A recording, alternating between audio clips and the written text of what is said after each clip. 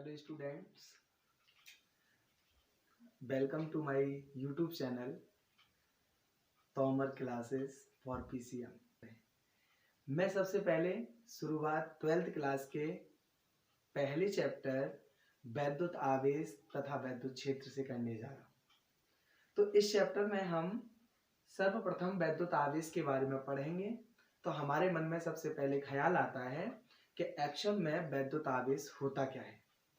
वैद्युत आवेश का मतलब ये होता है कि हमारे ओवरऑल वर्ल्ड में बहुत सारी वस्तुएं पाई जाती हैं जिनको हम द्रव्य बोलते हैं।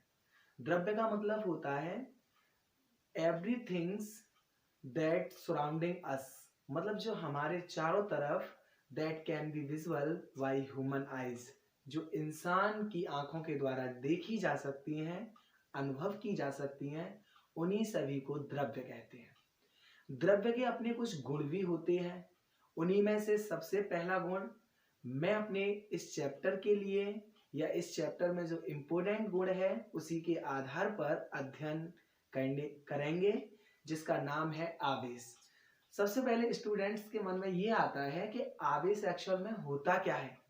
तो आवेश एक सिंपल सा गुण होता है, एक सिंपल सा टॉपिक है जिसके बारे में हम डीपली बहुत आसानी से पढ़ेंगे। आवेश किसी पदार्थ का आवेश को अगर हमें चेक करना है तो आप जनरली देख सकते हैं, जब हम अपने हाथों को रगड़ते हैं तो थोड़े समय बाद हम देखते हैं कि हमारे हाथ गर्म पड़ जाते हैं। इसका मतलब क्या होता है? इसका मतलब सिंपल कि आवेश जनरेट हो चुका है। आवेश का मतलब क्या होता है? आवेश का मतलब ये होता है, अगर हम आवेश के बारे में बात करें तो आवेश को वैद्युत आवेश के नाम से भी जाना जाता है। वैद्युत आवेश की अगर हम एक परिभाषा के आधार पर डिफाइन करना चाहें, मतलब एक परिभाषा बनाते हुए डिफाइन करें उसे, तो आवेश का मतलब ये होता है किसी पदार्थ का वह गुण जिसके कारण पदार्थ वैद्युत या चुंबकीय प्रभाव उत्पन्न करता है, आवेश कहलाता है। मतलब किसी भी पदार्थ का वह गुण जिसके कारण पदार्थ या तो चुंबकीय गुण अनुभव करे या फिर वैद्युत प्रभाव उत्पन्न करे, तो उसी को हम कहते हैं आवेश। आवेश जनरली हम आवेश के बारे में अगर पढ़ें तो आवेश क्या होता है? आवेश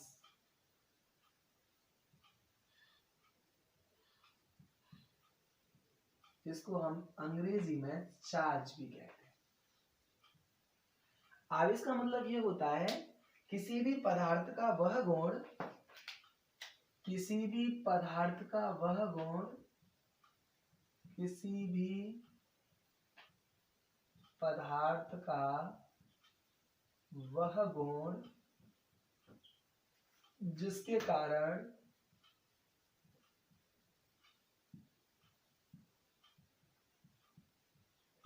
पदार्थ वैद्युत या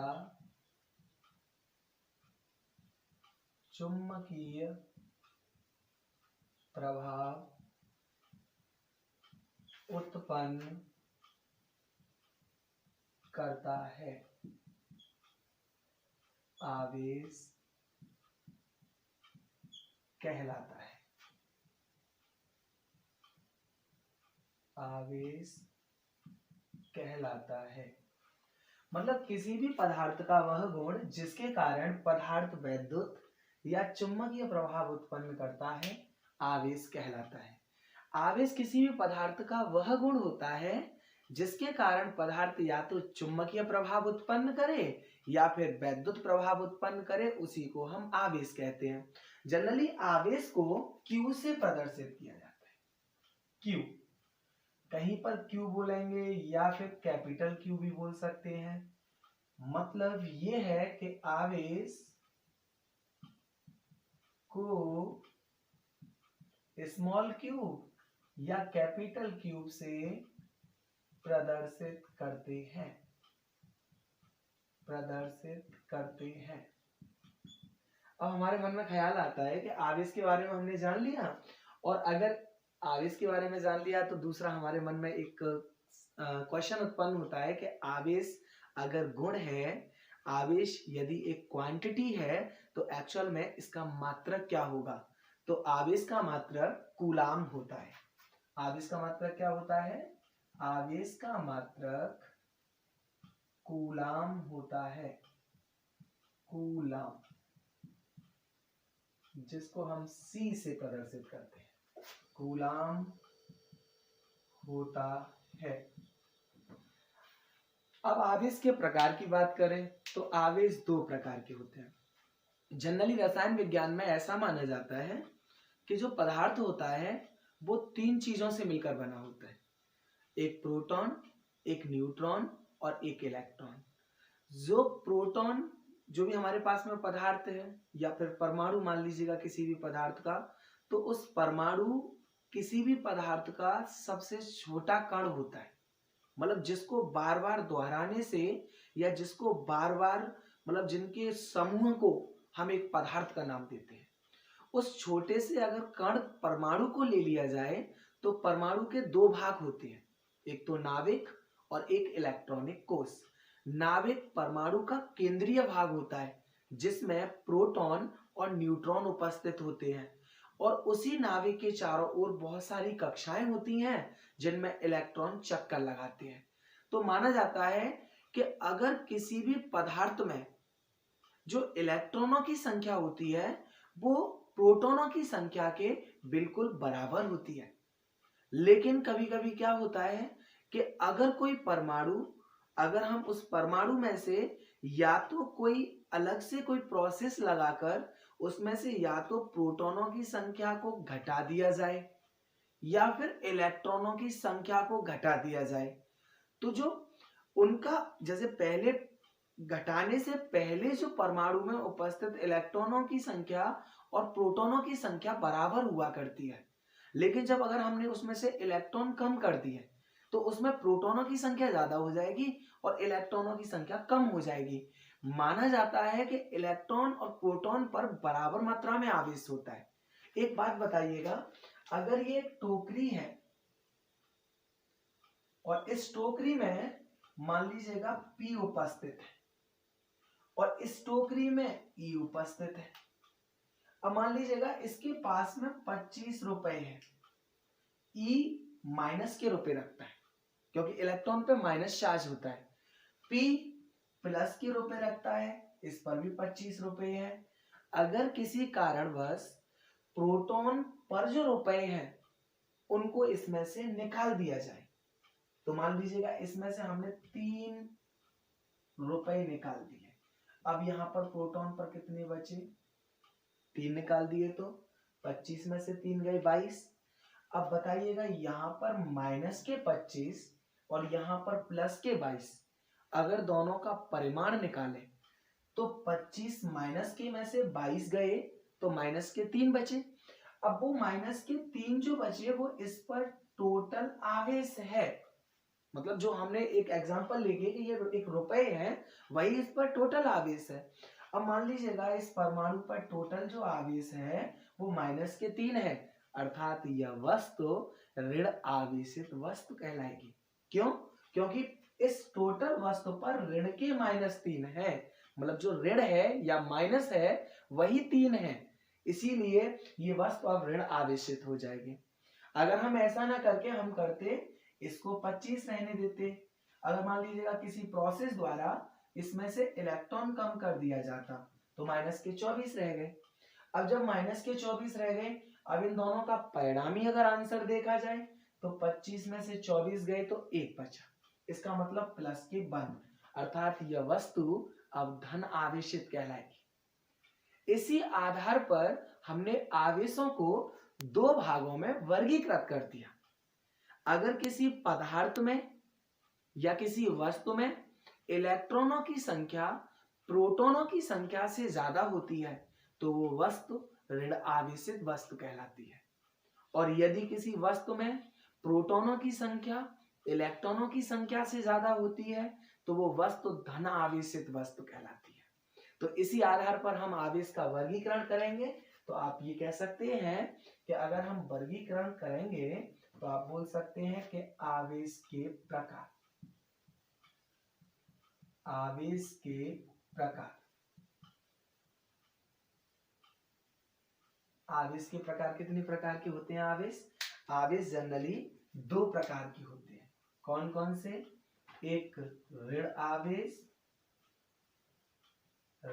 आवेश, दूसरा धन आवेश। ऋण आवेश किसे कहते हैं? जनरली अगर हम आवेश के बारे में बात करें तो आवेश को वैसे तो डिफाइन नहीं कर पाएंगे, परंतु वस्तुओं के आधार पर हम आवेश को डिफाइन कर सकते हैं। वस्तुओं के आधार पर कैसे? जिस वस्तु में इलेक्ट्रॉनों की संख्या ज्यादा होगी, प्रोटॉनों की संख्या कम होगी, वो वस्तु ऋण आवेशित वस्तु कहलाएगी, अर्थात उस वस्तु पर उपस्थित आवेश ऋण आवेश कहलाएगा। सिंपल बोल सकते हैं, जिस वस्तु में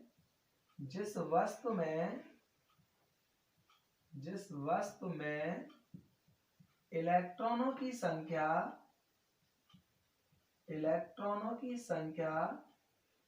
प्रोटॉनों की संख्या से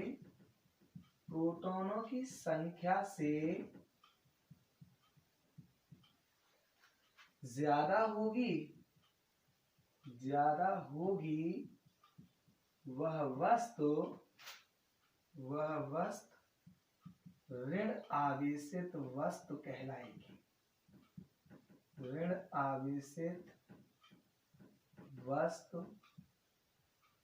कहलाएगी। मतलब जिस वस्तु में इलेक्ट्रॉनों की संख्या प्रोटॉनों की संख्या से ज्यादा होगी, वो वस्तु ऋण आवेशित वस्तु कहलाएगी। बड़ा सिंपल सा आंसर है।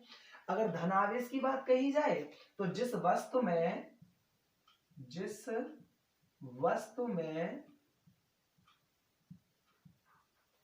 प्रोटॉनों की संख्या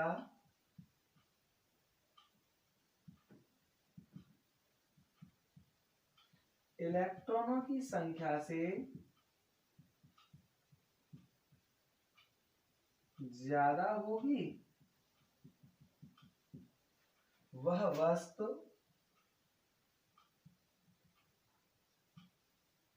धन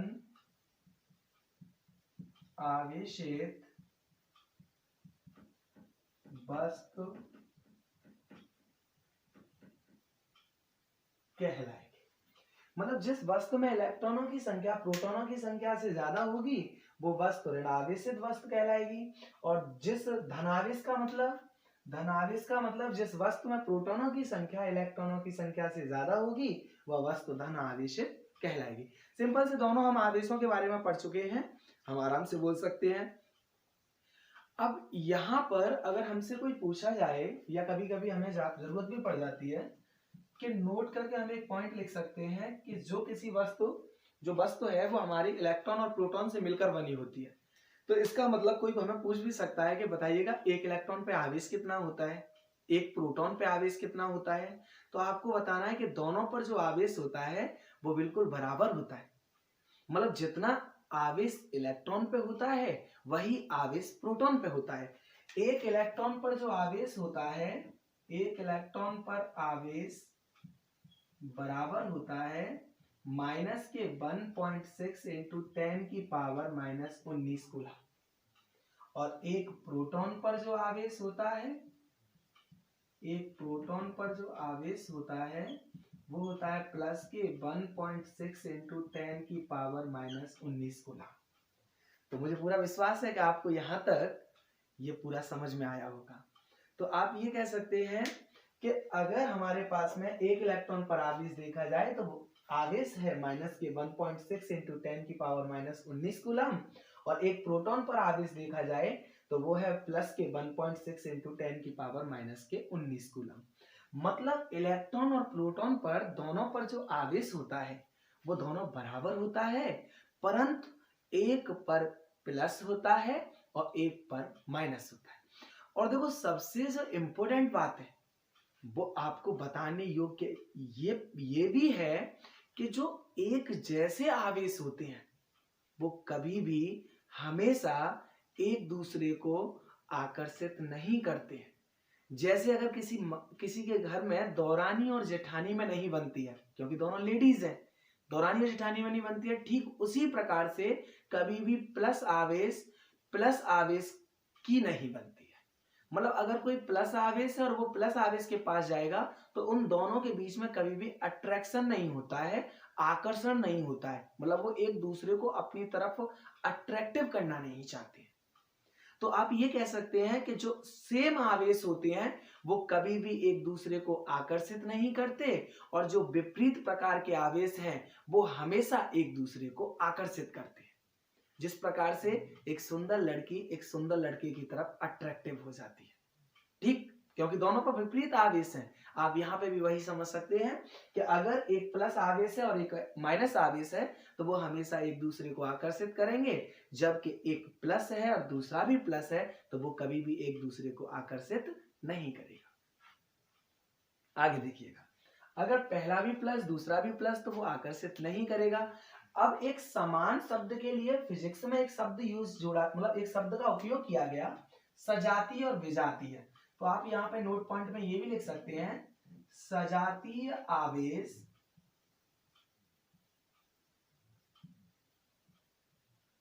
कभी भी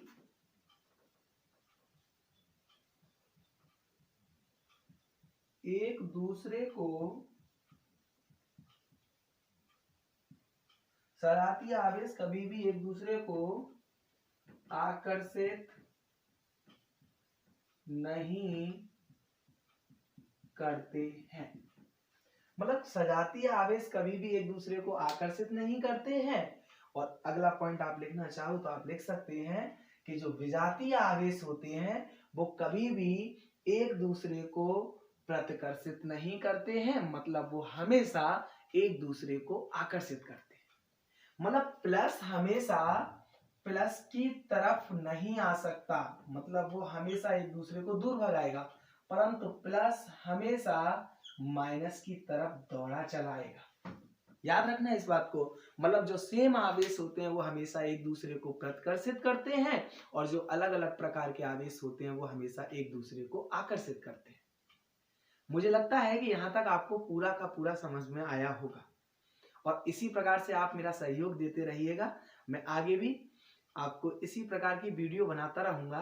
अगर आपको ये समझ में आया है तो आप इसका स्क्रीनशॉट ले सकते हैं। अगर आपको मेरे समझाने में कोई भी प्रॉब्लम क्रिएट होती है, अपनी कोई परेशानी होती है या अपनी कोई समस्या होती है तो आप कमेंट बॉक्स में लिखकर आप भेज सकते हैं। मैं आपका जितनी जल्दी हो सकेगा उसका समाधान करके आपको सॉल्यूशन प्रोवाइड कराऊंगा।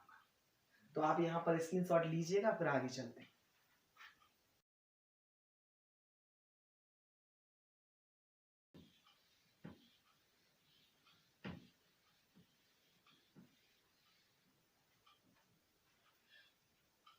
तो आवेश यहाँ तक आपको समझ में आ चुका है कि आवेश क्या होता है। अब देखिएगा आगे टॉपिक के बारे में हम बात करेंगे कि हमेशा देखो आवेश जनरेट मतलब आवेशन, अभी तक तो बात आई थी आवेश की, अब बात आएगी आवेशन की। आवेशन किसे कहते हैं?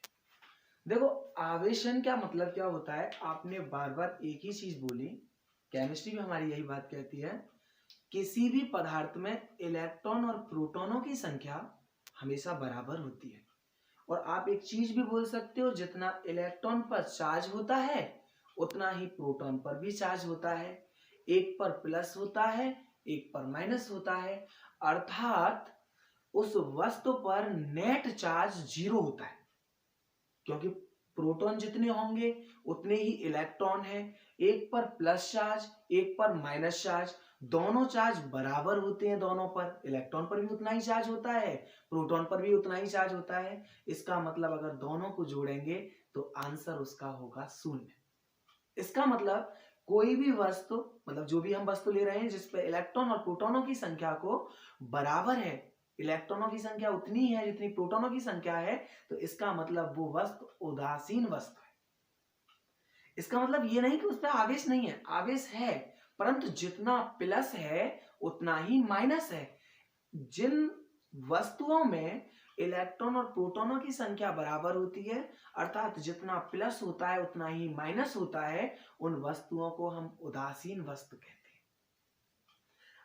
अब क्या होता है, हमारे मन में एक फंक्शन आता है कि हम वस्तु जब उदासीन होती है तो उसको आवेशित कैसे किया जाता है। तो एक ऐसी प्रक्रिया जिसके द्वारा किसी वस्तु को उदासीन से आवेशित किया जाए, उसी को कहते हैं हम आवेशन। इसका मतलब क्या होता है, जैसे किसी इंसान के पास में जितना वो कमाता है उतना ही वो खर्च कर देता है, तो ना तो उस पर किसी का कर्ज है और ना ही उसके पास में अपनी धन दौलत है। मतलब जितना कमाता है उतना ही खर्च कर देता है, तो वो एक उदासीन की जिंदगी जी रहा होता है। परंतु लोग वह क्या करते हैं, उसको कैसे भी करके अपने माहौल में ढालकर या तो उससे कर्ज करवा लेते हैं या उस पर खर्चा ज्यादा करवा देते हैं। दोनों की बात एक ही है। खर्चा ज्यादा करवाने का मतलब वो कंपनी से उधार पैसा लेके आएगा तो कर्ज करना होता है, या फिर उसको पहले पैसे दे देते हैं। तो दे देते हैं मतलब उसको उधार दे दिए, तो मतलब उसको उदासीन रहने नहीं देते हैं, वो उसको आवेशित कर देते हैं। ठीक उसी प्रकार से अगर किसी वस्तु पर प्रोटॉन और इलेक्ट्रॉनों की संख्या बराबर होती है तो वो वस्तु उदासीन वस्तु मानी जाती है। परंतु यदि हम कोई प्रोसेस लगाकर उस वस्तु में या तो इलेक्ट्रॉनों की संख्या को घटा दें या प्रोटॉनों की संख्या को घटा दें, तो उसमें जो नेट चार्ज होगा वो थोड़ा डिसबैलेंस हो जाएगा। तो उसी को हम, अर्थात वो वस्तु हमारी क्या हो जाएगी, वो वस्तु हमारी आवेशित हो जाएगी। क्या हो जाएगी, वो वस्तु हमारी आवेशित हो जाएगी। क्लियर बात होगी कि नहीं, समझ में आया पूरी तरह से। तो आवेशन ये टॉपिक हम आपको कल समझाएंगे। तो आपको मुझे पूरा विश्वास है कि ये वीडियो आपको पसंद आई होगी, और आपको मुझे पूरा विश्वास है कि ये वीडियो आपको पसंद आई होगी। तो मैं आपके लिए ऐसी वीडियो बहुत सारी लाता रहूंगा। अगले टॉपिक में, अगले लेक्चर में मैं आपको आवेशन तथा आवेशन के प्रकार के बारे में समझाऊंगा। तो अगर आपको मेरी वीडियो पसंद आई हो तो लाइक करें, शेयर करें एंड सब्सक्राइब करें। और देखो, सबसे बड़ी बात, मैं अपने मन में कभी भी ये सोचता रहता हूं, वैसे मैं कभी भी ऑनलाइन क्लास नहीं पढ़ाता था, परंतु आज के युग में, इस टाइम में, जो दोस्त है, जो प्यार है या जो आपका प्यार है, वो मुझे ऑफलाइन नहीं मिल पा रहा था। ऑफलाइन मतलब आप कहाँ रहते हैं, मैं कहाँ रहता हूँ, हम एक दूसरे से ऑफलाइन नहीं मिल पा रहे थे। इसीलिए मेरे मन में एक ख्याल आया, क्यों ना अपने भाइयों से, अपने मतलब मेरे मन में एक ख्याल आया, क्यों ना मैं अपने अपनों से ऑनलाइन मिलकर मिलूं। तो मैंने इसीलिए एक ये नई मतलब सिस्टम चलाया कि क्यों ना मैं अपने से ऑनलाइन बात कर सकूं और उनसे मैं अपना एक संबंध क्रिएट कर सकूं। तो प्लीज मेरे इस रिलेशनशिप को बनाए रखिएगा, और मैं आपके लिए जल्द ही दूसरी वीडियो के साथ आऊंगा। Thank you, bye bye.